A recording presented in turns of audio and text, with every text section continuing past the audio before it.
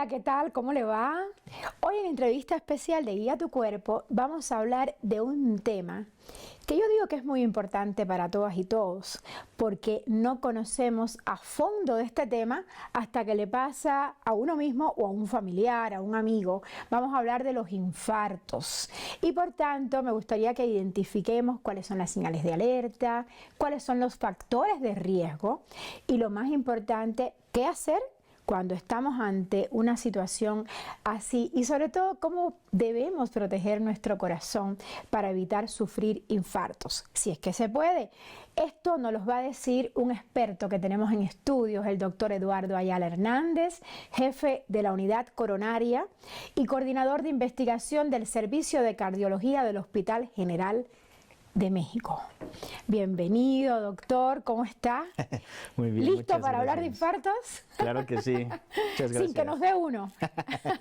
No, claro que no, pero estamos aquí para evitar que eso suceda. Gracias, doctor. ¿Qué es un infarto? Bueno, un infarto del corazón es una pérdida rápida y abrupta del flujo sanguíneo hacia el corazón, lo cual provoca que éste vaya perdiendo su función y que presente ciertas zonas donde el corazón va muriendo. Que va muriendo. Va muriendo. Quiere decir que no le llega la sangre a Exactamente. esas partes del corazón. Sí, no llega el suficiente flujo sanguíneo y eso va provocando la pérdida del tejido del corazón. ¿Qué síntomas nos avisan que el corazón va muriendo, que tenemos bloqueos, que tenemos ya partes que no están funcionando y que por tanto somos candidatos a un infarto? Los síntomas son muy variados, pero el síntoma principal, el que debemos estar todos alertas, es dolor en el pecho, dolor en cualquier parte del pecho. ¿Qué tipo de dolor? El dolor característico y clásico es ese dolor como una opresión en el tórax.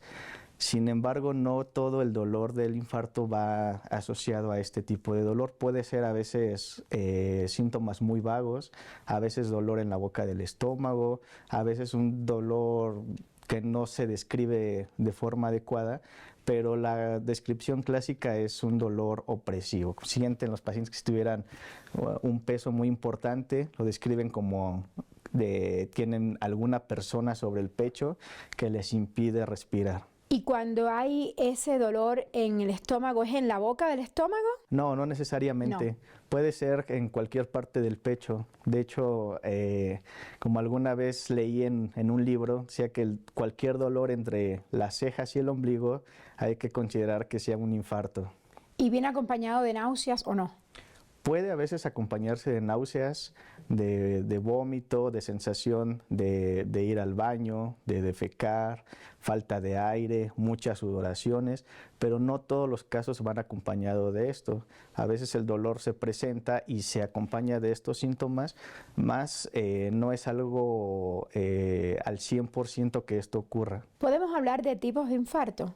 Sí podemos hablar de tipos de infarto, aunque para la plática nos vamos a enfocar más a un tipo de infarto que es el que ocurre por obstrucción de las arterias coronarias secundario a una ruptura de placa de colesterol, porque hay otros tipos de infarto que también se pueden presentar por disminución del flujo de sangre, pero que no son ocasionados porque se rompe la placa de colesterol dentro de las arterias coronarias. Hay dos grandes categorías de infartos que son clasificaciones muy técnicas y los dividimos en base a los estudios que solicitamos. El nombre técnico es infarto con elevación del segmento ST e infarto sin elevación del segmento ST. Cuando es con elevación, ¿es el que conocemos como masivo? Claro, ese es el que más problemas llega a provocar, es el más catastrófico, pero no quiere decir que el otro sea más benigno. Los dos son igual de peligrosos, simplemente que la extensión del infarto y su comportamiento van a ser un tanto distintos entre uno y otro, pero para fines prácticos vamos a decir que el infarto con elevación es un infarto más extenso, masivo y se comporta clínicamente más catastrófico que los infartos sin elevación. Usted nos mencionó también algo de placas del colesterol y obstrucción de arterias. A ver, ¿cómo funciona eso? Las arterias coronarias son como mangueritas Una vez que el colesterol empieza a acumularse en esas arterias, en esas mangueritas, comienzan a formar un tapón. Sin embargo, este tapón no es al 100%, no obstruye completamente la arteria y va dejando un flujo sanguíneo disminuido, pero adecuado para que el corazón no presente problemas. Hasta que esa placa se llega a romper es cuando se forma un coágulo. El cuerpo intenta detener esa ruptura que ocurrió de la placa, forma un coágulo y es lo que termina de obstruir completamente la arteria coronaria y que al final va a desencadenar en el infarto. ¿Qué es el colesterol? El colesterol es la grasa que nosotros vamos consumiendo.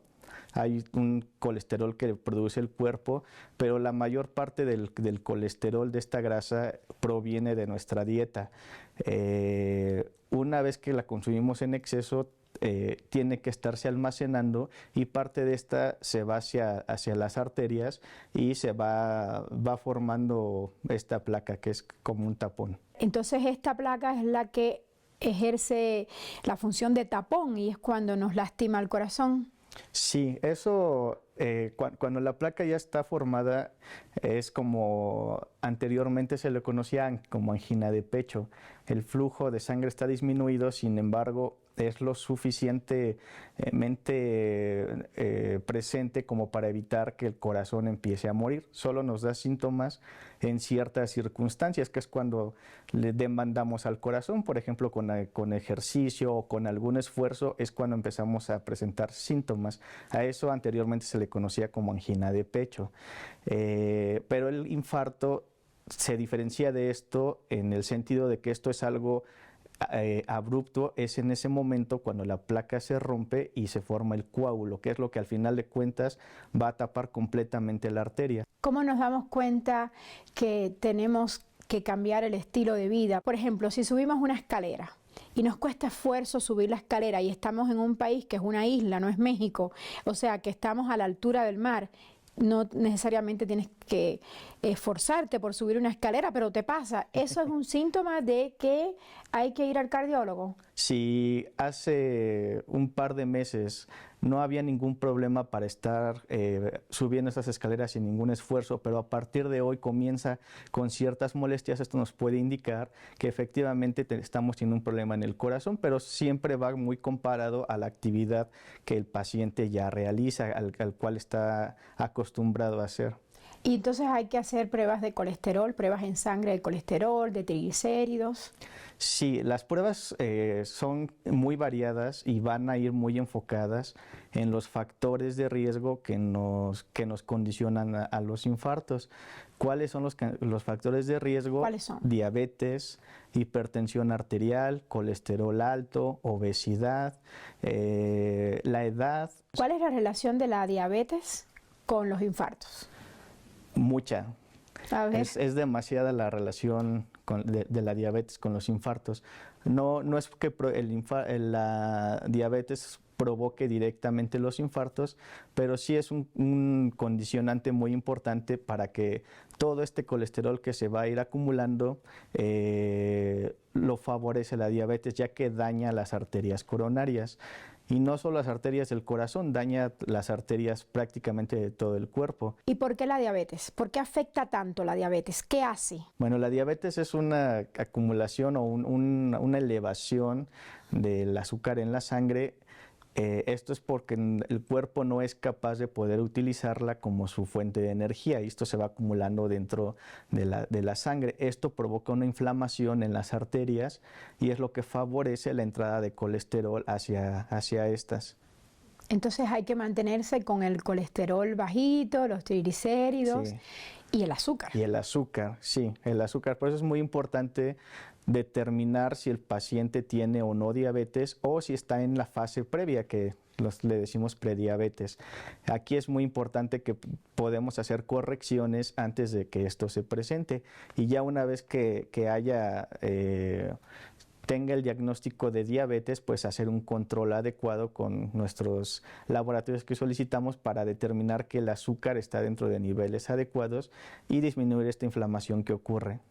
Doctora Ayala, ¿y cuál es la relación del infarto con los riñones? También es muy alta la relación. Esto nosotros le decimos que son equivalentes. Ya una vez que tenemos enfermedad de los riñones, en este caso la insuficiencia renal crónica, porque no es lo mismo o es muy genérico hablar de enfermedad de los riñones, pero particularmente cuando tenemos ya insuficiencia renal crónica y sobre todo en los últimos estadios donde el paciente ya requiere de diálisis, ahí es cuando lo llamamos como un equivalente de enfermedad arterial coronaria. Eso quiere decir que esta insuficiencia renal que el paciente presenta, mucho es atribuido a que sus arterias están enfermas, las arterias de los riñones. Por tanto, lo trasladamos hacia el resto de las arterias y asumimos que estas arterias del corazón están igual de enfermas que las arterias de los riñones. ¿Y podemos sufrir un infarto y no darnos cuenta? Sí, sí se puede sufrir un infarto. Esto se llama infarto siliente, o sea que no presenta síntomas. A veces los síntomas sí están presentes, pero son de una magnitud mínima y el paciente realmente no lo percibe como algún síntoma. Puede haber una falta repentina de aire o, como mencionaba al principio, sudoraciones, un poco de náusea y el paciente lo pasa desapercibido y por tanto refiere que nunca tuvo síntomas. ¿Se puede confundir la arritmia con el infarto? No, las arritmias es una alteración en el ritmo del corazón, en la forma en que éste está latiendo y no se confunde uno con otro, pero sí un infarto puede desencadenar una arritmia. De hecho, esta es la causa principal de muerte en las primeras horas del infarto. Por esto es importante tratarlos de forma inmediata porque esas arritmias que se van a desencadenar por el infarto es lo que puede provocar la muerte de los pacientes. ¿Y cómo me doy cuenta que estoy sufriendo una arritmia? ¿Qué se siente? ¿Taquicardia o un vuelco en el corazón? ¿Cómo se vive esto? Y muchos pacientes refieren palpitaciones como una sensación de taquicardia, sienten que el corazón va muy rápido, pueden sentir como vuelcos en el corazón, a veces solo hay falta de aire, hay mareos, puede haber desmayos y todo esto va asociado con las arritmias, aunque la única forma real que tenemos para determinar si es o no una arritmia es haciendo un electrocardiograma. Lo mismo nos va a ayudar para determinar cuál es la causa, en este caso si estamos sospechando que sea un infarto. Interesantísimo. Le propongo hacer una breve pausa y continuamos hablando del infarto y la siguiente pregunta es, ¿qué lo puede provocar o cómo evitarlo? Vamos a retomar el tema cuando regresemos de la pausa, así que atentos.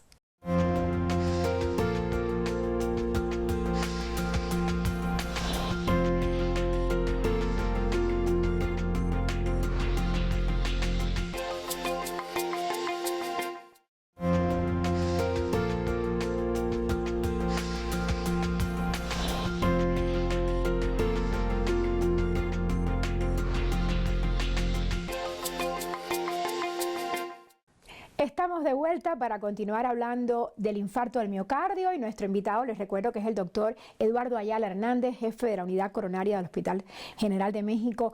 Doctor Ayala, hablábamos de los factores que pueden desencadenar un infarto y usted nos mencionaba uno que me parece muy importante y es el fumar.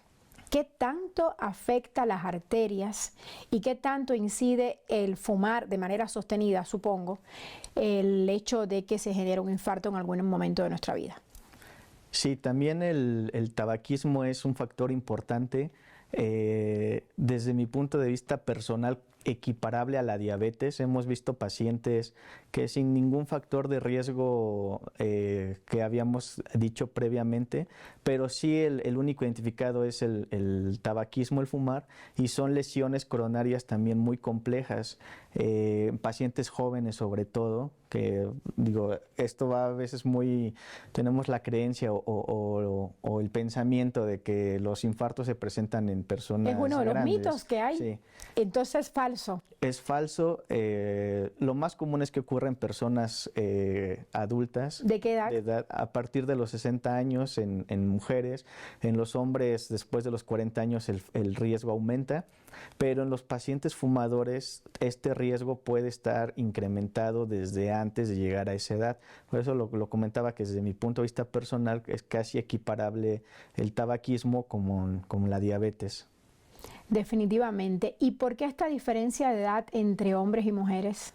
Sí, las mujeres están un tanto protegidas por los estrógenos. Ese es un factor protector hacia las arterias coronarias y una vez que empiezan a presentarse el climaterio y la menopausia, que los estrógenos disminuyen es cuando su riesgo empieza a equipararse al de los hombres, ya que nosotros no tenemos estrógenos en una cantidad como ustedes, es que estamos más expuestos a presentar infartos. Nos llega una pregunta a la cuenta de @isaentrevista, que es la cuenta oficial de este programa, y nos preguntan si es posible predecir un infarto antes de que ocurra. No es posible predecir un infarto antes de que vaya a ocurrir. No se puede predecir. No se puede predecir es la punta del iceberg de todos los factores de riesgo que comentamos. Es imposible determinar cuándo se va a presentar un infarto, pero sí podemos decir que hay riesgo para que se presente. Si los pacientes tienen esos factores de riesgo que ya mencionamos, diabetes, presión arterial alta, fuman, tienen el colesterol elevado, si no lo corregimos, pues en algún momento vamos a presentar un infarto, se va a desencadenar con esto, pero ¿qué tanto es predecible? Eso es muy complejo. Una vez que ocurre un infarto, ¿qué tiempo tiene la persona para llegar al hospital y para que lo atienda un cardiólogo? Los cardiólogos decimos que el corazón es tiempo, por tanto, entre más rápido lo atendamos, mejor van a ser todo el pronóstico, menor complicaciones y menor secuelas va a tener el paciente. ¿Qué debe hacer uno en cuanto siente ese dolor opresivo o el dolor en el brazo o estas náuseas que usted comentaba acompañado de dolor en el estómago o, como decía, de la nariz al ombligo en esta zona? ¿Qué debe hacer uno? ¿Ir tranquilo, sin hablar? Cuéntenos. Sí, es relajarse, el hecho de que el paciente esté ansioso, que vaya moviéndose, eso aumenta la necesidad de sangre del corazón y puede estar exacerbando esta magnitud del infarto. Pero en realidad, solo con que vaya tranquilo, no es necesario estar haciendo algún esfuerzo, alguna postura en particular. Comentaba que en algunos países, por ejemplo Estados Unidos, los paramédicos están capacitados cuando llaman al 911 para identificar o tratar de identificar un infarto en base a los síntomas y en ese momento recomiendan al paciente tomar aspirina. Aquí desafortunadamente no tenemos esa infraestructura y podría a veces ser contraproducente decirle al paciente inmediatamente que sientas esos síntomas, toma una aspirina porque tendríamos que hacer un diagnóstico distinto y que en algunas ocasiones la aspirina puede estar contraindicada si es que se la administramos. Entonces lo correcto es que vayan inmediatamente al hospital. ¿Qué significa tener un bloqueo? Nos preguntan en la cuenta de @isaentrevista. A lo que se refiere es el ritmo cardíaco es menor al esperado. Las frecuencias cardíacas bajan y se enlentece la conducción eléctrica del corazón. En una parte del corazón. Sí, básicamente en una parte, pero se manifiesta en todo el corazón, con la frecuencia cardíaca baja. Doctora Ayala, ¿es lo mismo un paro cardíaco que un infarto? No es lo mismo. Un paro cardíaco es, como su nombre lo dice, el corazón queda completamente parado. En ese momento que el paciente está en paro, pues técnicamente el paciente está muerto, ¿no? No hay un flujo sanguíneo que esté llevándole, que esté cumpliendo las funciones en el cerebro. Entonces, en ese momento, el paciente técnicamente está muerto. Entonces, no es lo mismo el paro cardíaco, porque esto es ocasionado por múltiples causas. Una de ellas es el infarto. Más bien, el paro cardíaco es una consecuencia del infarto, pero no es lo mismo. ¿A qué edad uno debe de empezar a monitorear su salud cardiovascular, hacerse un electrocardiograma de vez en cuando? ¿Usted qué sugiere? Todos deberíamos de estarnos checando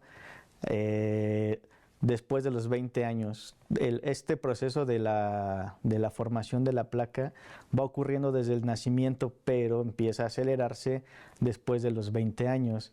Por eso es importante estar haciendo un control de todos estos factores de riesgo, estar monitorizándolos, sobre todo si hay antecedentes, por ejemplo, de diabetes o de presión arterial, estar haciendo chequeos continuos para corroborar que nosotros no lo tengamos y que se tomen las acciones necesarias para minorar el daño si es que ya existe.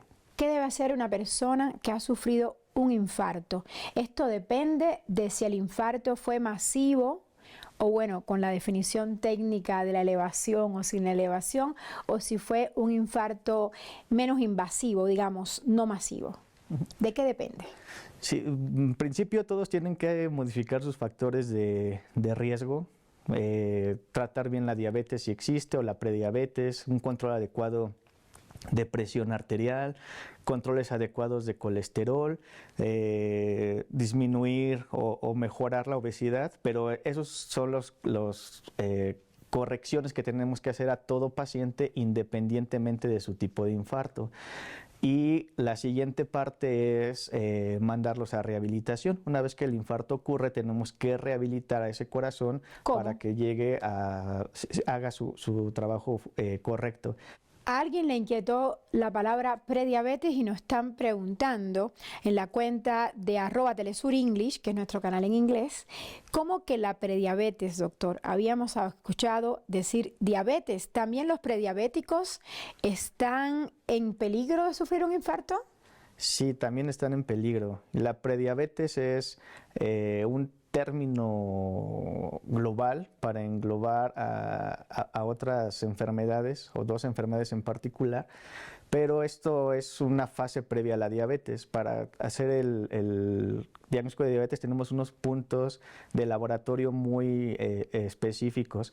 Cuando tenemos una glucosa alterada, que no está en rangos de diabetes, pero tampoco es normal, ahí es cuando entran los pacientes en prediabetes. Por eso dicen que cuando tomas los medicamentos para controlar la prediabetes y la diabetes, que estos medicamentos son benéficos para el corazón. ¿Es verdadero o falso? Sí, propiamente no son, por sí solos, los medicamentos no son benéficos, sino todas las modificaciones que vamos a hacer una vez que ya se inician las medidas, tanto no farmacológicas como farmacológicas, para tratar esto.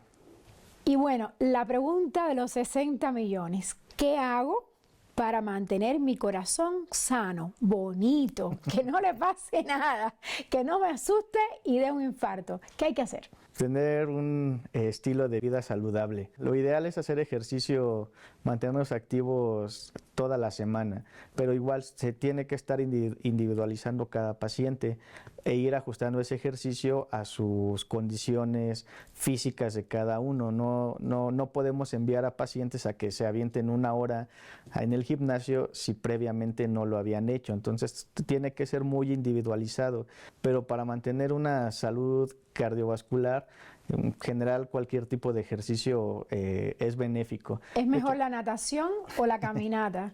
Va a depender mucho del paciente. No solo evaluamos qué tipo de ejercicio se puede realizar, sino de qué impacto es y si el paciente puede realizar ese ejercicio. Si son ejercicios de alto impacto, de bajo impacto, eso también tiene que estar muy individualizado. O sea, no hay una receta mágica. No hay una receta. En todo caso, la receta mágica tiene que ser individualizada. Sí. Me quedó muy claro. Gracias, doctor Ayala. Un gusto haberlo tenido con nosotros para hablar de este tema que es tan crucial. Gracias. Muchas gracias.